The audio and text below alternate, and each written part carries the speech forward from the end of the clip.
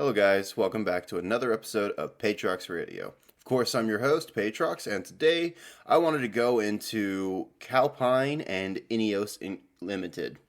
So today I figured it would be a good time to go cover these two smaller ones since we've been going alphabetically through the 12 companies that are affiliated with the Houston CCS Alliance. However, the next three, alphabetically after Calpine, are three of the biggest and oldest oil companies. So I decided to condense the two smaller, newer guys, Calpine and INEOS, together, see what I could learn, and we could bang this episode out. Now, I do apologize for this episode being late, and I will get into that at the end of the episode. But for now, let's go ahead and jump to Calpine real quick. So like I said, a lot of these two companies have very short histories, so not a lot to really cover. Calpine really came out of the birth of energy struggles. In October 1973, the Organization of Arab Petroleum Exporting Countries, or OAPEC, which was the predecessor to the modern OPEC, decided to enforce an oil embargo, meaning they would stop selling oil at the time to countries that supported Israel during the Yom Kippur War. They originally didn't sell oil to the United States, Canada, Japan, the Netherlands, the United Kingdom, and they later also stopped selling to Portugal, Rhodesia, which no longer exists, and South Africa. This caused the price of oil to go up a lot, almost 4 times higher than before. This was bad for the global economy and caused many problems, with the embargo lifted in March 1974. Later on, in 1979, there was another oil crisis caused by the Iranian Revolution. The global oil supply only went down by 4%, but the oil markets reacted by raising the price of oil by more than double. So they overreacted and it fucked everything up. This caused fuel shortages and long lines at the gas stations, like the 1973 oil crisis. Then, the Iran-Iraq war caused even more problems, making oil production drop a lot and causing economic problems around the world. Oil prices didn't go back until the 1980s. After that, oil prices gradually went down for 20 years, except for a small increase during the Gulf War. In the 1990s, other countries started making more oil, like Mexico, Nigeria, and Venezuela, and the former Soviet Union became the biggest oil producers at the time. These events would trigger a series of legislations passed by Congress that made domestic energy production appealing to the capitalists. This brings us to the formation of Calpine, which is, to date, America's largest energy provider and has been in operation since 1984. When it started, Peter Cartwright, 4 of his former General Electric co-workers, the Guy F. Atkinson Construction Company, and the Swiss Electrowatt Company all came together to form Calpine. Peter would be the founder, and Calpine would get its name from the original California location and the Alpine Forest in Zurich, where the Electrowatt Company was from. Peter Cartwright graduated from Princeton in 1952 with a bachelor's degree in geologic engineering and Columbia in 1954 with a master's degree in civil engineering. Served in the U.S. Navy Civil Engineer Corps and worked at General Electric for 19 years before leaving to start his own company. He founded Calpine Corporation in 1984 and served as its president, CEO, and board chairman. Under his leadership, Calpine became one of the largest independent power companies in the world, operating gas-fired and geothermal energy production. He also served on the board of several organizations, including the Silicon Valley Leadership Group, Joint Venture Silicon Valley, Catalytica, Calpine Corporation, of course, California Chamber of Commerce, Symphony Silicon Valley, Santa Cruz Symphony, and the Sierra Club Foundation. Currently, all that I could find today is that he has been on the Dean's Council of UC Santa Cruz since 2016, where I found the majority of this information. As of this recording, Calpine has 76 power plants in operation and 1 under construction. They operate in Canada, Mexico, and 23 out of the 50 United States. The company since has grown to have 2,256 employees and generate 26,000 megawatts of power enough to power approximately 20 million American homes, according to their website. In the end, the company is owned and operated by a consortium of private equity firms like Access Industries Incorporated and Canada Pension Plan Investment Board, but has Energy Capital Partners as its current parent company. With all of that out of the way, it's not as surprising to find that this company doesn't have anywhere near as many violations as we've seen from the previous two companies. According to the tracker, where there are only 29 reported violations, with only half being environmental violations, but none reaching over $500,000 in penalties by themselves. Let's look at the top 4 biggest violations that we did find. In January 28, 2004, from at least September 2001 to October 2002, Calpine had an energy gas trader that worked for the company. This trader would knowingly make false or inaccurate trades that would benefit Calpine. An investigation would start, and later the U.S. Commodities Future Trading Commission, the CFTC, had settled charges against 6 energy companies for false reporting and attempted manipulation of natural gas prices. The CFTC also settled the Entergy Coke Trading LP, INEOS Incorporated, INEOS Energy Marketing and Trading Company LP, and Calpine Energy Services LP for falsely reporting only. The firms are alleged to have submitted false trade information and reporting firms to skew to natural gas prices in their favor. The order requires Aquila Merchant Services to pay $26.5 million E-Prime, a wholly owned subsidiary of Xcel Energy, to pay $16 million, Entergy Coke Trading and INEOS and its trading subsidiary to each pay $3 million, and Calpine Energy to pay $1.5 million in civil penalties. So yeah, they weren't necessarily getting dirty with the oil, they just got dirty with their trades. If we move on, a couple years later, May 9th, 2007, that verdict came about for the Calpine Energy Services LP that had agreed to pay $4.5 million in civil penalties to resolve self-reported violations of the Federal Energy Regulations Commissions, or the FERC, for the, quote, shipper must-have title, unquote, requirements. Calpine violated the Federal Energy Regulation Commission's requirements by failing to hold title to 156.5 billion cubic feet of gas that it transported on 8 natural gas pipelines. Calpine violated the, quote, shipper must have title, unquote, requirements in thousands of ways, including the misuse of capacity held by Calpine affiliates to serve other affiliates, and improper movement of gas to storage and delivery of gas to other pipelines and markets. The penalty would have been higher if Calpine had not self-reported and cooperated with the Federal Energy Regulations Commission's staff investigation.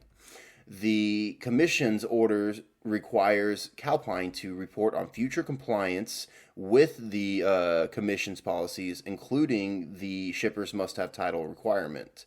This is the second time the Commission had addressed violations of the shipper must-have title requirement, which is designed to promote pipeline open access and prevent undue discrimination in both primary and secondary markets for natural gas transmission capacity.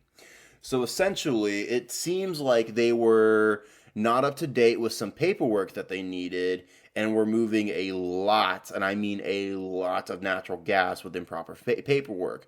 Probably, again, fudging some numbers, getting more out there, and selling even higher, and not reporting on it. It's probably to save them on taxes. But this may have been probably an independent or individual site manager that was leading this, and when somebody else at Calpine noticed, I'm guessing what happened is that they reported then, and the company decided to be ahead of it, since only 3 years before they got fucked over by playing with money too bad, and they didn't want to do that again. But the next year, October 23rd, 2008, Calpine had engaged in a bad and dangerous practice of lying to their workers and failing to provide an honest opinion for their retirement plan. We're talking about people getting screwed over with retirement plans and pension plans.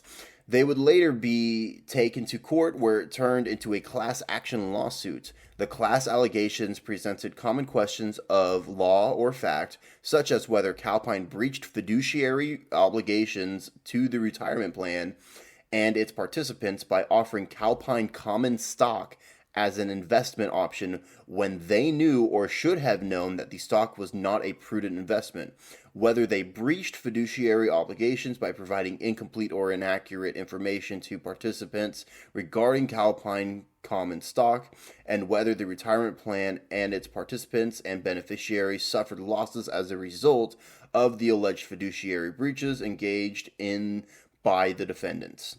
The court further found that the class satisfied the requirements of a legal code, Fed R Civ P 23B1, as named plaintiffs' breached of fiduciary duty claims were brought on behalf of the retirement plan, creating a risk that failure to certify the class would leave future plaintiffs without relief. Therefore, the court ordered that the settlement agreement be approved, and it entered a final judgment dismissing the action with prejudice, subject to the terms of the settlement agreement. So that was a very condensed explainer where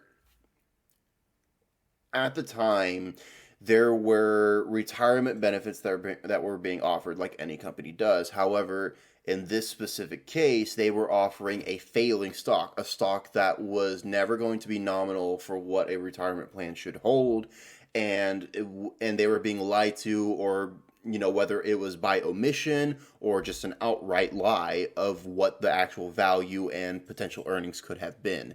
Lots of people were kind of guilted or forced to take this option, and a lot of them were screwed out of it. Once they realized, they took it to court. They all banded together under a class action lawsuit, and they won. I wasn't able to remember how much they had won back, but it was in the millions, I believe. It was like 1 point something million, I think. But if we move to the next year, June 19, 2009, this court case, this one is a bit aggravating to research since I cannot seem to find any source or mention that it was archived on this without having to pay for PACER, which is the public access to court electronic records. I'm broke, which makes that very hard. The violation tracker states that there was a $500,000 fine for air quality violations also in New Jersey, like the last case. I did try one last time, but neither New Jersey's Department of Environmental Protection website, the New Jersey courts, nor just a web search of the case number were able to help with any more information. So I don't know what happened in 2009. But those were the 4 big violations that happened at Calpine. Let's get into INEOS real quick before we finish off this episode. Now we move on to what I quickly realized is just baby BP. According to Indeed.com, INEOS is a global petrochemicals manufacturer with 36 businesses operating in 194 sites across 29 countries and generates $65 billion annually with a workforce of 26,000 people. INEOS Olefins and Polymers, O&P, USA is one of the largest subsidiaries within the INEOS group of companies, with 13 wholly owned manufacturing sites capable of producing 14.9 billion pounds of plastics and hydrocarbon products per year.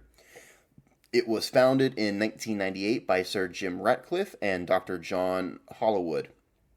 Dr. John Hollowood, is 87 today, is a golf-loving organic chemist who led the 40 million euro or 40 million pound management buyout of Inspec, a niche chemicals business, from BP in 1992. It was floated on the stock market in 1994, and Hollywood's stake was worth 33 million euros or pounds in 1998. I can't remember if that little sign means euro or pound. I think it means euro. I could just be wrong. Everyone can correct me later. In 1998, whenever his stake was worth $33 million, when Laporte made an agreement of 611 million euro bid for Inspec, He has since retired from all companies and has been a part of any company that he has been in relation with. He has retired from. He doesn't do anything anymore. It was hard to find anything on Dr. John Hollywood like that. Sir Jim Ratcliffe, on the other hand, he is a billionaire, chemical engineer, and general businessman. So, in all, he is a major public enemy, and that is just my personal take.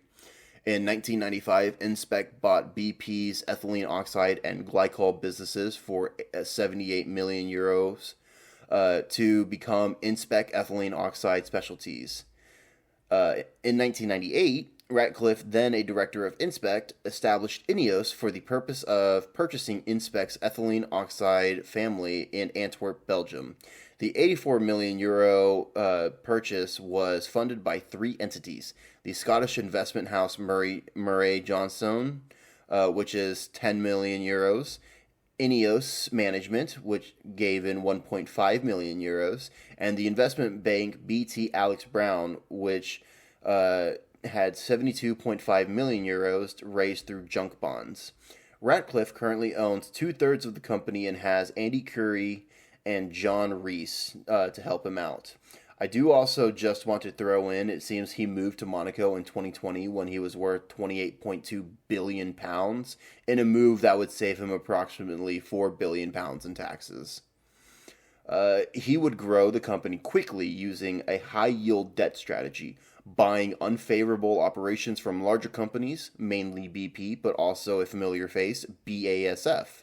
There is an initial period starting in 1998 and lasting until 2008 with the global recession.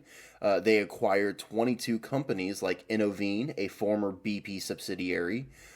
During the 2008 to 2010, many companies were struggling to survive. A competitor in future episode, LyondellBasell, wound up filing for bankruptcy, and many predict the same for INEOS, but they survived intact. Since then, INEOS has grown through strategic joint ventures, including the Petro-INEOS joint venture with PetroChina and the Styrolution joint venture with BASF. INEOS has also expanded its production in the US and China, and recently announced a joint venture with Solvay in their polyvinyl chloride business. In all, here are just some of the total companies that make up what INEOS is today: Amoco, Unilever, BASF, BP, Dow, DuPont, and Monsanto. Of course, there is so many more, but these are just a few of the big ones that I thought you might be familiar with. INEOS nearly closed its Grangemouth petrochemical plant in Scotland in 2013 after a dispute with a union trade member.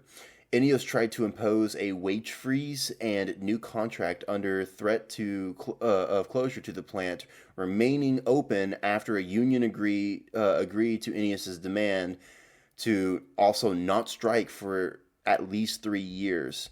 In 2017, INEOS bought the Forties pipeline system from BP for $250 million, and in 2019, the company chose to fund a 3 billion euro investment, which is 2.6 billion pounds, in petrochemical production in Antwerp, Belgium, shortly after the British MP's rejection of Theresa May's Brexit deal.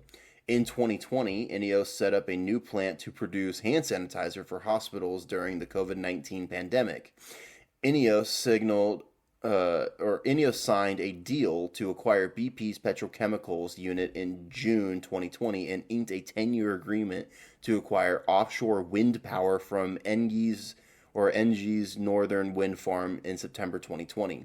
In January 2021, INEOS pledged £100 million to Oxford University for a research institute dedicated to tackling antibiotic resistance. I'm surprised to see something new beyond the usual greenwash jargon of sustainability on their website. I usually ignore it because it contains topics I want to investigate on their own, like the quote-unquote green hydrogen. But this company has a section specifically dedicated to promoting a circular economic model of some effect. Per their site, quote, INEOS has joined with other leading businesses to transform today's take, make, and dispose economy into one where plastics are designed to be used over and over again. and in doing so, retain their value and keep them out of the ocean, unquote. And, quote, resource and waste reduction alongside water conservation are major societal and political challenges that demand a response from industry. Across INEOS, our chemical sites aim to reduce material intake and use recycled or renewable materials as feedstock to cut waste and pollution. We contribute to the transition to a bio-based and circular economy by investing in bio-attributed and circular products that save resources, reduce waste, and greenhouse gas emissions, whilst creating opportunities for our customers and businesses to meet consumer demands to enter new markets. We also work to improve the recyclability of our products so they can be recovered and reused or recycled to the maximum extent possible, reducing landfill incineration and lowering the demand for fossil fuel-based raw materials. This is a particular priority for our business that makes products that reach end consumers such as polyethylene, polypropylene, polystyrene, and polyvinyl chloride. The move to a circular economy will maximize the valuable contribution that such plastics make to society while minimizing their environmental impact. As we are well on track to meet and exceed the INEOS 2025 pledge, we have set additional targets for 2030. INEOS will incorporate at least 850,000 tons of recycled and biosourced polymers into its polymer products by 2030, unquote. With all that being said, grab a shovel and dig an appropriate lump of salt. I do not usually feel comfortable using this many words since it feels empty anyways, coming from a petrochemical company. But I want to represent this since it's, again, my first time seeing a dedicated page on a company's site. I do also find it funny to see claims of wanting circular economic systems, but then they join the car industry with the INEOS Grenadier, a quote-unquote serious off-roader. Ratcliffe is heavily invested in sports personally, including racing, so this may just be a rich man trying something new because he can.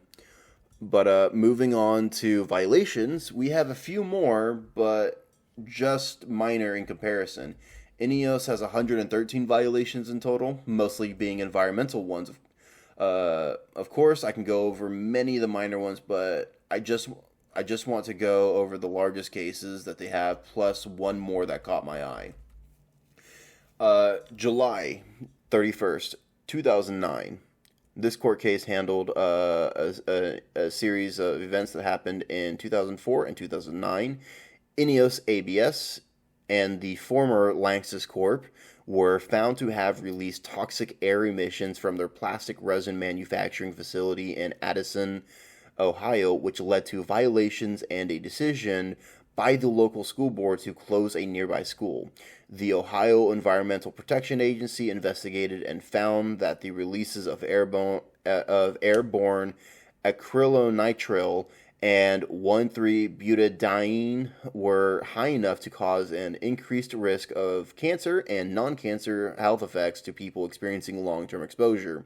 The chemical companies have agreed to pay $3.1 million penalties, and INEOS itself will spend up to $2 million to install environmental controls and modify operating procedures to resolve violations of multiple environmental laws, according to an announcement by the U.S. Justice Department and the Environmental Protection Agency.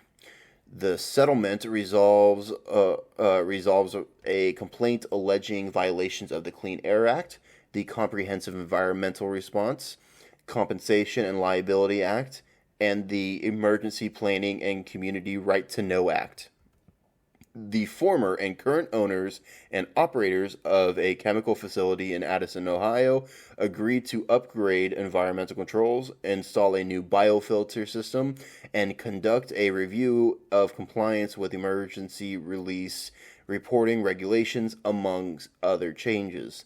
The U.S. Environmental Protection Agency estimated that the settlement would reduce 360 tons of butadiene emissions per year, 1 ton of acrylonitrile emissions per year, and 60 tons per year of hazardous air pollutants.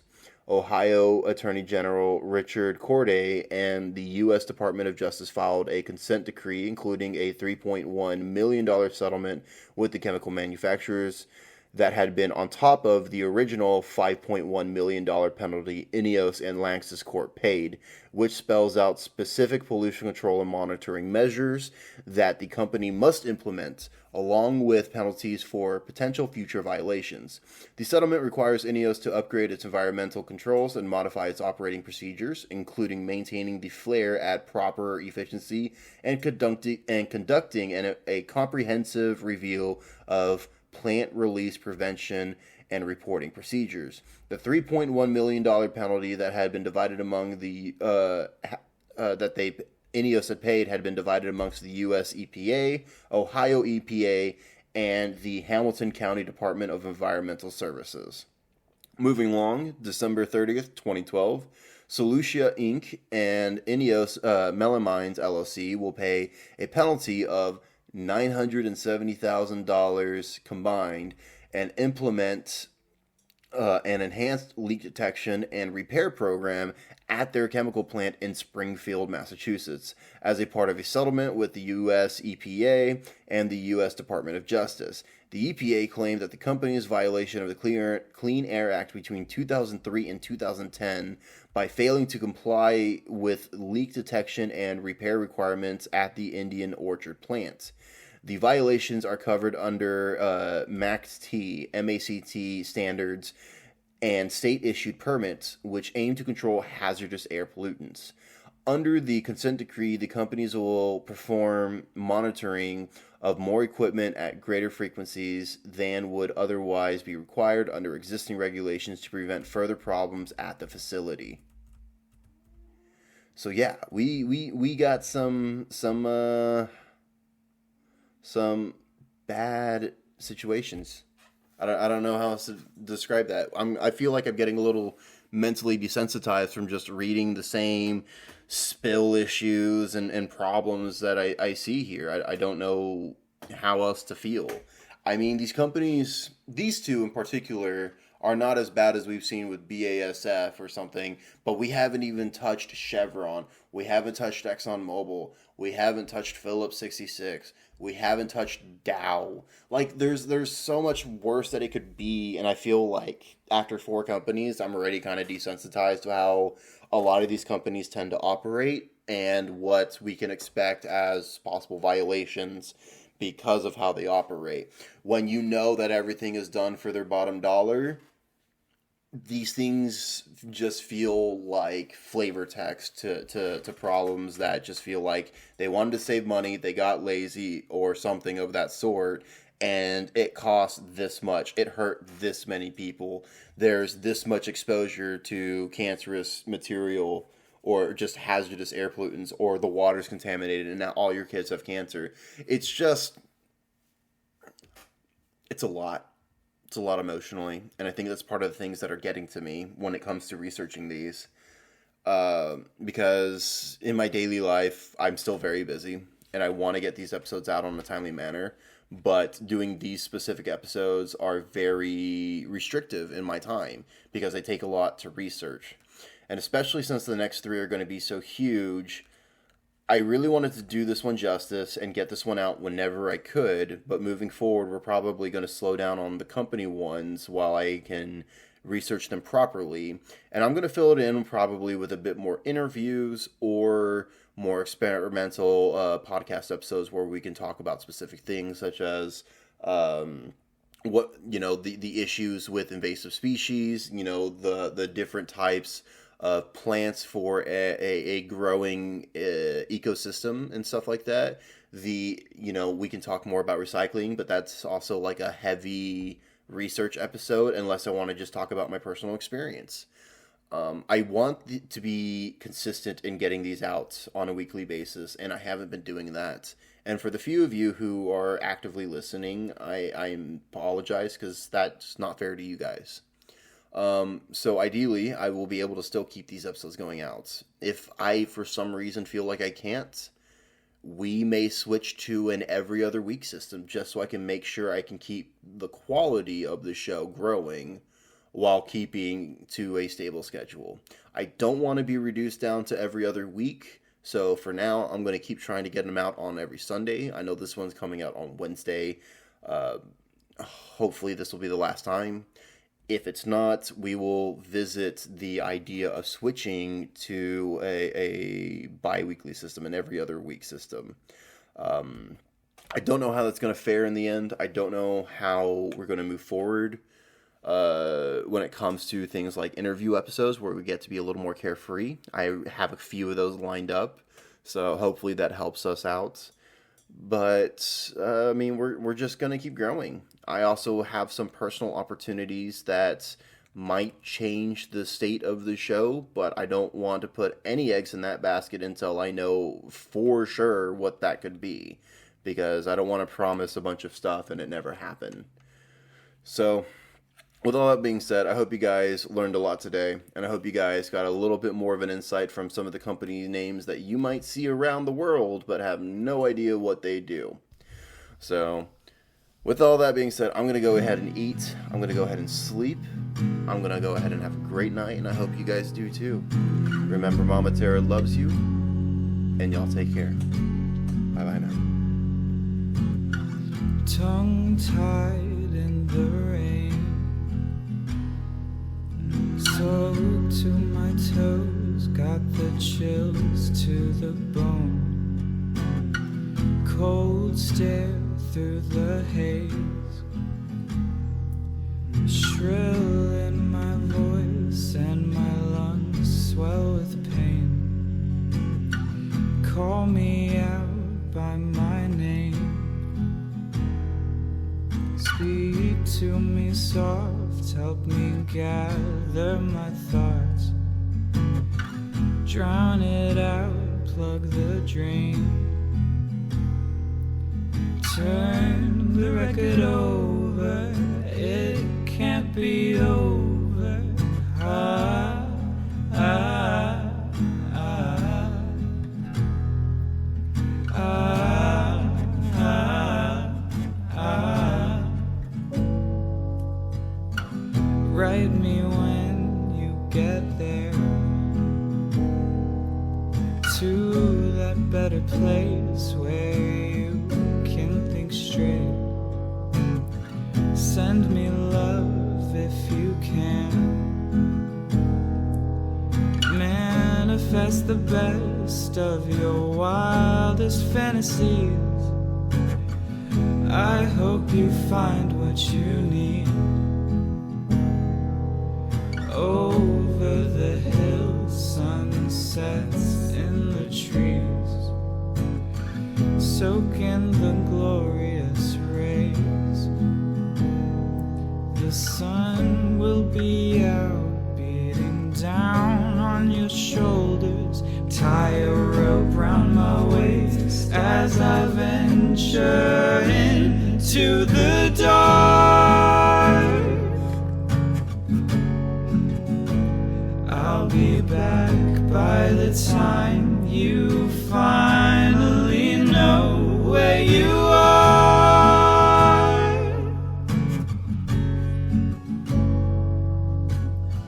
Tear my ego apart. We are all we are, and we are all but one. Send me up to the stars. The distance between means nothing to me, or bury me in the sand. After I've done for you all that I can, I'll tell you what I knew, but I've got no concept of what I'll know. Leave a breadcrumb trail